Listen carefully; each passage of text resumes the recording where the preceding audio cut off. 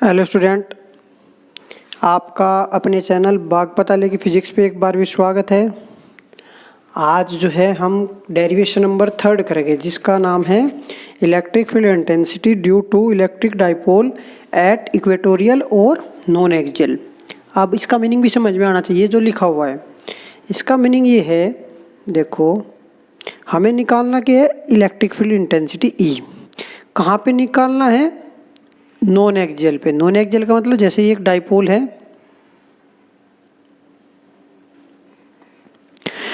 दो word use हो रहे हैं आपने, एक तो एक्सियल यूज हो रहा अपने और एक नॉन एक्सियल। एक्सियल तो इसी के एक्सियल के अनुदिश होगा, मतलब इसी की लाइन पे या इधर होगा, ये तो एक्सियल होता है, समझ गए होगे आप। नॉन एक्सियल इसके परपेंडिकुलर चलो अप या डाउन, जैसे यहाँ पे आगे यहाँ पे निकालते हैं। अब यहाँ पे निकालते हैं तो डेरिवेशन में क्या है लिखा हुआ, ये है इलेक्ट्रिक फील्ड इंटेंसिटी निकाल लो। ठीक है, इलेक्ट्रिक फील्ड इंटेंसिटी निकालनी है तो उसका हमारे पास पॉइंट चार्ज का फॉर्मूला ही है, सबको पता है। ये फॉर्मूला होता है 1/4 पाई एप्सिलॉन नॉट Q/r²। ठीक, लेकिन ड्यू टू डाइपोल, अब डाइपोल का कंसेप्ट आते तुरंत माइंड में क्या जाना चाहा? डाइपोल क्या होवे? डाइपोल एक सिस्टम होवे जिसमें दो चार्ज रहे, एक पॉजिटिव एक नेगेटिव, और दोनों पे इक्वल चार्ज रहे, और जो उनके बीच की डिस्टेंस होगा वो शॉर्ट डिस्टेंस होगा 12। तो dipole is a system which consist to equal but opposite charge are separated a short distance. ठीक है भाई, कोई भी हो सिस्टम उसके अंदर प्लस और माइनस अलग है और दोनों इक्वल है तो उसे हम बोल लगे कि डाइपोल है यो।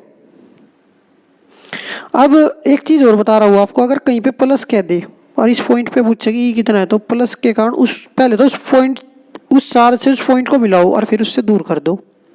अगर मैं बोलूँ इस पॉइंट पे माइनस, इस ये यहाँ पे माइनस चार्ज है, इससे यहाँ ई बताओ किधर को होगी डायरेक्शन। सबसे पहले इसको इससे मिला दिया, माइनस है तो उसकी तरफ को करना, प्लस है तो अगर इसी पॉइंट पे मैं प्लस चार्ज के कारण बोलता, सबसे पहले उसको मिलाना, मिलाने के बाद उससे दूर करना।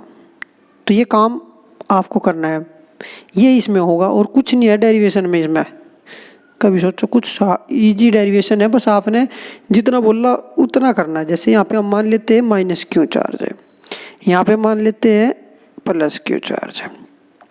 अब हमें निकालना है नॉन एक्सियल पे। नॉन एक्सियल पे ये पॉइंट ले लिया, यहाँ पे ले लो या नीचे ले लो, जहाँ आपका मन करे, ऐसी कोई बाउंडेशन नहीं है कि ऊपर ही लेना।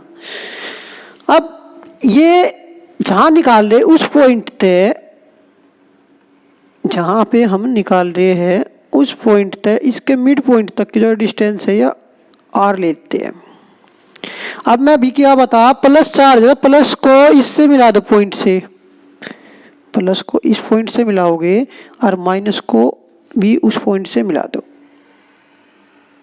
माइनस पे तो डायरेक्शन उसकी तरफ को होगी, प्लस पे डायरेक्शन उससे दूर होगी, इधर को। जो डायग्राम मेन है ये बना हुआ है ये वाली होगी कि यहाँ पे हम मान लेते हैं माइनस Q और यहाँ पे मान लेते हैं हम प्लस Q।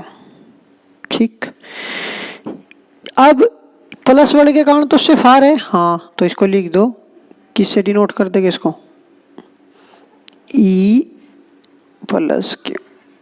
और माइनस वर्ड को किससे डिनोट कर दोगे, E माइनस Q। ये टोटल डिस्टेंस 2L हो गए, तो L इधर आ गई और L इधर आ गई डिवाइड में। ओके, ये जहाँ निकाल रहे हो डिस्टेंस ले लेते हैं R। ठीक है, अब ये एंगल थीटा है तो ये एंगल भी थीटा हो जाएगा कोरस्पोंडिंग। ये बात मैं आपको समझा देता हूँ एक बार अलग से।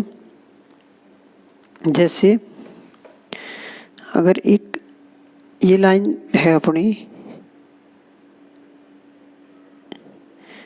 ये जो लाइन है, अब अगर इसको यहाँ पे दो पैरेलल लाइन ऐसे कट कर, या एक दो पैरेलल लाइन को ट्रांसवर्स कट कर रहे हैं, अगर ये एंगल यहाँ पे थीटा है तो ये एंगल कितना होगा, ये भी तो थीटा होगा कोरोस्पोंडिंग होने के कारण। यही तो काम यहाँ पे होया है और कुछ अलग थोड़ा होया। ये थीटा है तो ये भी थीटा, क्योंकि ये इसके पैरेलल है। ये देखो अब और समझ में आ जाएगा। ऐसे है ये और ये पैरेलल, तो यो थीटा है तो यो भी थीटा। ऐसे ही अब ये एंगल थीटा है तो ये एंगल भी थीटा होगा। कैसे होगा इसको भी समझा देता हूँ आपको, रटना कुछ नहीं है भाई। अब ऐसी कंडीशन होगी कि ये थीटा, वो इधर को है और ये अपनी तरफ से ड्रॉ कर लिया हमने यहाँ पे। ये इस डायग्राम में नहीं है तो मैंने इसको थोड़ा सा आगे बढ़ा लिया समझाने के लिए।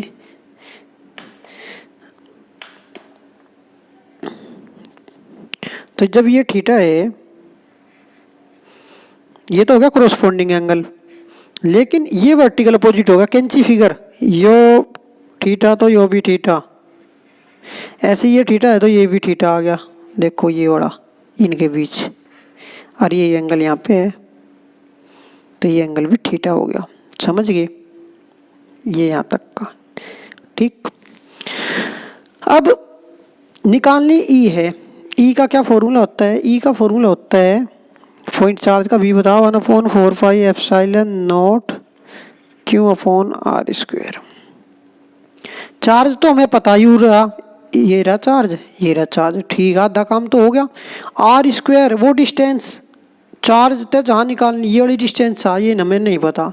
चलो हम इसको x मान लेते हैं और यहाँ पे इसको भी x मान लेते हैं। क्यों मानना, अब समझ में आ जाएगा। ये x ही क्यों है, दोनों सेम आती है इसलिए दोनों को x बोल रहे। अब निकाल लेंगे कैसे इसको, नोट करो। जो ये ट्रायंगल है ये कैसा है, राइट एंगल ट्रायंगल है, क्या दिख रहा होगा अगर आपको। ये ट्रायंगल कैसा है, राइट एंगल ट्रायंगल है। तो इसको नाम दे दो, हम पॉइंट को नाम दे देते हैं, ये पॉइंट है ए, ये ओ बी, और इस पॉइंट को नाम दे दिया पी। तो अब हम क्या करेंगे, इस ट्रायंगल से डिस्टेंस निकाल दो, कोई से भी, देखो आपकी मर्जी। ये भी राइट एंगल ट्रायंगल है और ये भी, कोई से निकाल दो, जोन से आपके मन करे। तो हम लिख देते हैं फ्रॉम ट्रायंगल AOP। क्या होता है, 90 के सामने का हाइपोटेनियस, एंगल के सामने का परपेंडिकुलर, जो बच गया वो बेस। तो हाइपोटेनियस का स्क्वायर इक्वल टू परपेंडिकुलर का स्क्वायर प्लस बेस का स्क्वायर। तो आ गया अपना हाइपोटेनियस का स्क्वायर कितना, r² प्लस l²। ठीक है भाई, यहाँ तक समझ गए। तो सीधी सी बात है, अपनी डिस्टेंस तो निकल गई। आर मैं इसको x² ही क्यों रख रहा, क्योंकि फॉर्मूले में भी तो डिस्टेंस का स्क्वायर है, इसलिए स्क्वायर चाहिएगा, स्क्वायर ही रख लेते हैं अभी। अगर x निकालना है तो लिख दो भाई, चलो x निकालना है तो √x² वो r² प्लस l²। अब x भी पता चल गई, क्योंकि e निकालने के लिए दो चीज़ चाहिए थी हमें, q और r, वो डिस्टेंस। तो q तो ये रहा, डिस्टेंस ये आ रही है x, और x कहाँ है, ये आ रही, चार्ज हो रहा, डिस्टेंस आ रही, हो गया काम, ठीक। लेकिन अब रिजल्ट ये है कि ये तो कह रहा प्लस वाला नहीं इधर को डायरेक्शन है, माइनस वाला कह रहा है नहीं इधर को है, तो फिर चलेगी किसकी, तो चलेगी किसकी, इस बात को समझो। तो फिर भाई एक तो कह रहा इधर को, एक कह रहा नहीं नीचे को है, डायरेक्शन ऊपर क्यों है, प्लस वाला तो कह रहा इधर को है, माइनस वाला कह रहा नहीं इधर को है। लेकिन ये अगर समझ लो, एक सिंपल कंसेप्ट है, एक पत्थर को बांध दे, एक तो इधर को खींचे सेम फोर्स थे और एक नीचे को खींचे सेम फोर्स थे, तो ये पत्थर किधर को चलेगा, बीच में चलेगा ना, इधर को जा ना इधर को जा, ठीक है। तो और ये एंगल थीटा है, बता ही दिया था, ये एंगल भी थीटा है। इसके कारण तो ई प्लस क्यों इधर को, माइनस वाले के कारण नीचे को, रिजल्ट आया कहाँ, रिजल्ट यू है बीच में। तो हम ये देखेंगे इसने यहाँ कितना फैक्टर काम कर रहा है, इसके कितना फैक्टर काम कर रहा है इस डायरेक्शन में। भाई इस डायरेक्शन में तो ये पूरा काम कर रहा, लेकिन इधर को कितना करा, रिजल्ट तो यहाँ आया। तो इसके लिए हमने क्या करा, इस पे परपेंडिकुलर डाल दिया।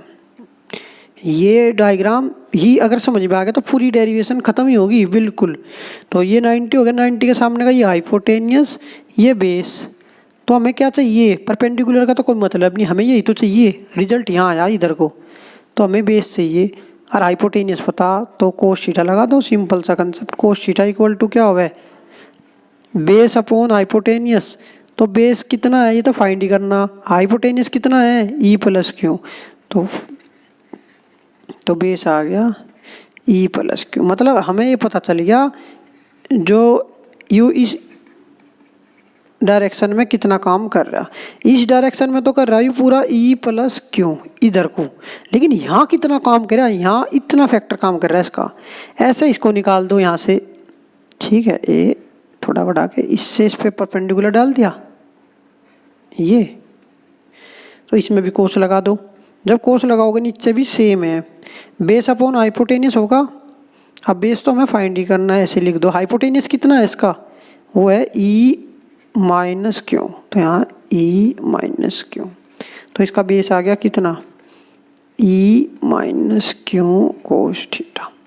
तो अब जो मेन बात है, एक तो ये समझ में आ जानी चाहिए। अगर ये आपकी समझ में आ गई तो डेरिवेशन आपकी बस खत्म ही होगी, ये समझो। क्यों, हमें पता चल गया ये कितना काम कर रहा है इधर, ई प्लस क्यू कोस थीटा। ये कितना कर रहा है, ई माइनस क्यू कोस थीटा। ठीक है भाई, अब वापिस वहीं आओ। ये डायग्राम मतलब ये भी वहाँ पे बनाना है पेपर के लिए हो। अब लिख दो ड्यू टू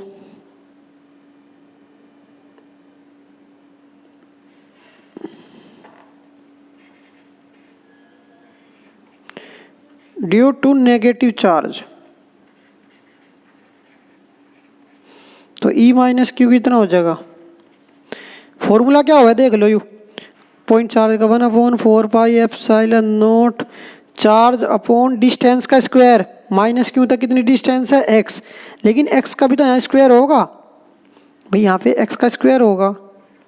ठीक है, अब डायरेक्शन और बतानी है आपको, तो डायरेक्शन है पी से ए की तरफ को, तो यहाँ पे लिख देना है डायरेक्शन अलोंग पी से ए, मतलब इधर को डायरेक्शन है, दिख रही है तो सबको। अब ऐसे निकाल देंगे ड्यू टू पॉजिटिव चार्ज, तो ई कितना हो जाएगा, फॉर्मूला वो यो पॉइंट चार्ज का 1/4 pi epsilon not charge upon distance का स्क्वायर। डिस्टेंस एक्स है तो एक्स स्क्वायर हो गया। डायरेक्शन किधर को है इसकी, डायरेक्शन भाई देख लो, ये रिडायरेक्शन प्लस वाला है ना, हाँ तो ये रहा प्लस वाला। किधर को है, आवाज आ रही ऊपर को, तो बी तय पी की उड़ को, तो बी से पी। ठीक है, अब रिजल्ट किधर को आया, ये तो हमें पता ये इस इधर को है, ये इधर को, लेकिन रिजल्ट यहाँ आया। और वो कितना आया, अभी हम इस पेज पे फाइंड करके आए थे भाई, कितना आएगा वो, दोनों को ऐड कर देंगे। तो ई नेट कितना होगा अपना, ई नेट हो जाएगा E plus q cos theta plus E minus q cos theta. क्यों, क्योंकि इस डायरेक्शन में इसका कितना फैक्टर काम करा, इतना, इसका इस डायरेक्शन में कितना फैक्टर काम करा, इतना। तो दोनों को, अब दोनों की डायरेक्शन सेम है तो ऐड करेंगे। तो ई नेट कितना आ गया, तो यहाँ पे आ गया E net E plus q cos theta plus E minus q cos theta. मतलब यहाँ फिजिक्स खत्म हो गई अब भाई, अब मैथ चलेगा। ई प्लस क्यू की वैल्यू यहाँ रही, ई माइनस क्यू की वैल्यू यहाँ रही। अब मैथ के हिसाब से कोस थीटा की वैल्यू निकाल देंगे। वो कैसे निकाल लेंगे, कोई सा भी ट्रायंगल ले लो, दो ट्रायंगल बताए थे मैं, है कोस थीटा लगा दो, तो कितनी आ जाएगी उसकी वैल्यू, तो उसकी वैल्यू आ जाएगी, यहाँ पे देखते हैं। तो कोस थीटा इक्वल टू होता है बेस अपॉन हाइपोटेनियस। बेस कितना है इसमें, एल, और हाइपोटेनियस कितना है इसमें x, तो ये आ गया L/x cos theta. Next page की तरफ को मूव कर रहे तो वहाँ पे देखो अब ई नेट का रिजल्ट क्या आएगा। तो हमें पता चल गया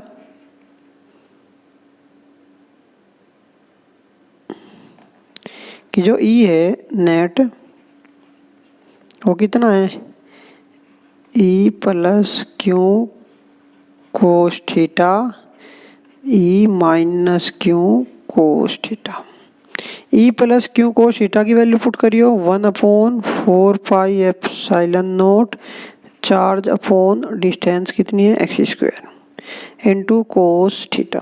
ई माइनस क्यू की वैल्यू पुट करियो 1/4πε0 क्यू अपॉन x², सेम है भाई, इंटू कोस थीटा।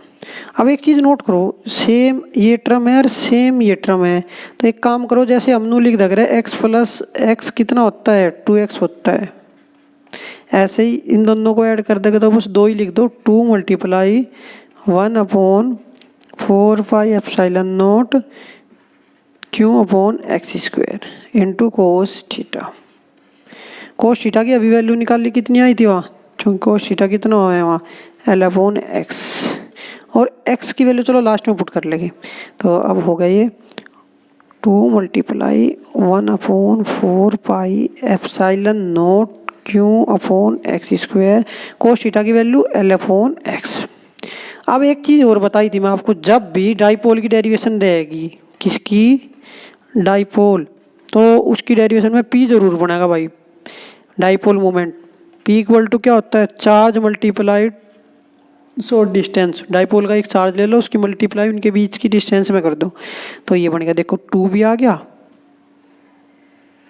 Q भी आ गया और L भी आ गया, तो 2QL क्या बन गया P।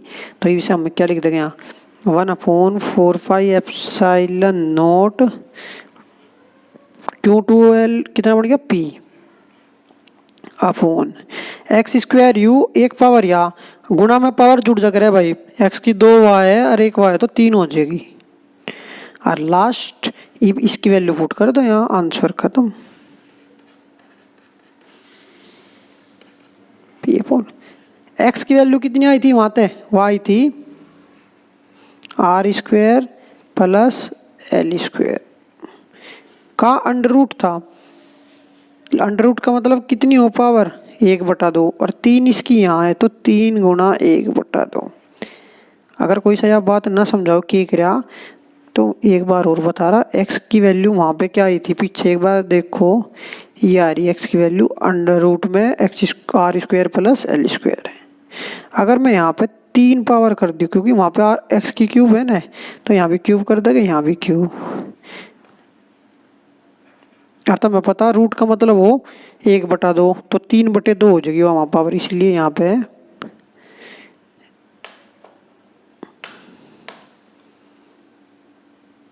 कितनी होगी ये पावर 3/2। मतलब रिजल्ट ये आ गया अपना E = 1/4πε0 P upon r² plus L² की पावर 3/2। अब तो मैं पता R is very greater than L, तो R ऊपर तो L छोटा ही है, ऊपर तो स्क्वायर कर देगा और छोटा हो जाएगा, तो इसलिए इसकी वैल्यू लगभग 0 मान लें, तो इसे यहाँ से हटा दो। हटाने का मतलब है अब ये आंसर हो गया 1/4πε0 P अपॉन, देखो r² मल्टीप्लाई, अगर यू अलग ऐसे समझाओ तो 2 से 2 कट गया, तो r³ आ गया।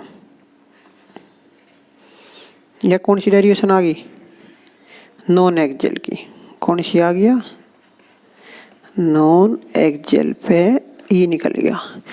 अब नॉन एक्सियल पे ई लिख रहा, इस चीज़ को ध्यान दे लो, जब पॉइंट चार्ज था तो ई के फॉर्मूले में r² आवा था, और जब डाइपोल हो गया तो ई के फॉर्मूले में r³ आने लगा। CBSE पूछ सकता है कि इलेक्ट्रिक फील्ड कैसे वेरी करता है डिस्टेंस के साथ, एक बार बोल देगा पॉइंट चार्ज है, एक बार बोल देगा डाइपोल है, तो डाइपोल में r³ होगा और पॉइंट चार्ज में स्क्वायर होगा।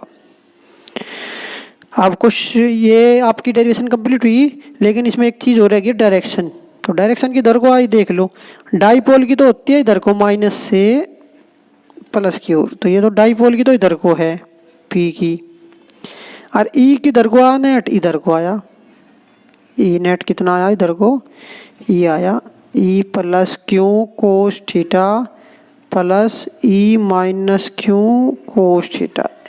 तो कितना एक दूसरे के एंटी पैरेलल है, एक पैरेलल तो है पर एक इधर को है और एक इधर को है, तो डायरेक्शन कैसी आई उसकी, एंटी पैरेलल पी की। अब लास्ट ये और पूछ सकता है आपसे कोई कि नॉन एक्सियल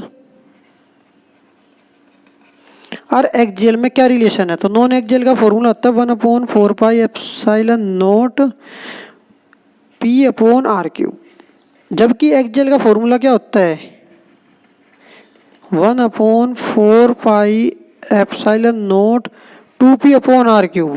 क्या डिफरेंस है, दिख रहा सबको, क्या दिख रहा, इसमें टर्म है, इसमें भी टर्म है, इसमें पी अपॉन आर क्यूब है, इसमें भी पी अपॉन आर क्यूब है, लेकिन यह चीज़ एक्स्ट्रा इसमें यू दो का, यो दो का है, यू फालतू का मतलब इस पूरी टर्म की जगह हम क्या लिख सके, ई नॉन एक्सियल लिख सके। तो एक काम करो, तो ई एक्सियल इक्वल टू 2 को गुणा में लिख दो, और यह पूरी टर्म की वैल्यू कितनी है नॉन एक्सियल, या भाग कर लियो भाई, दोनों काम कर सकते हो। तो रिजल्ट यूँ निकला कि जो ई एक्सियल हो वह नॉन एक्सियल का 2 टाइम्स हो, 2 गुना हो।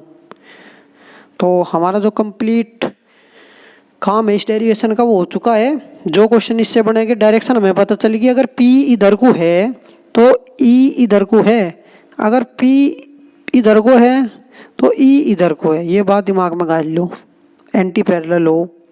और नॉन एक्सियल और एक्सियल में रिलेशन क्या हो, एक्सियल जो हो वह 2 गुना हो, 2 टाइम्स हो नॉन एक्सियल का। ओके, ये क्लास आपकी यहाँ पे कंप्लीट करते हैं। Thank you.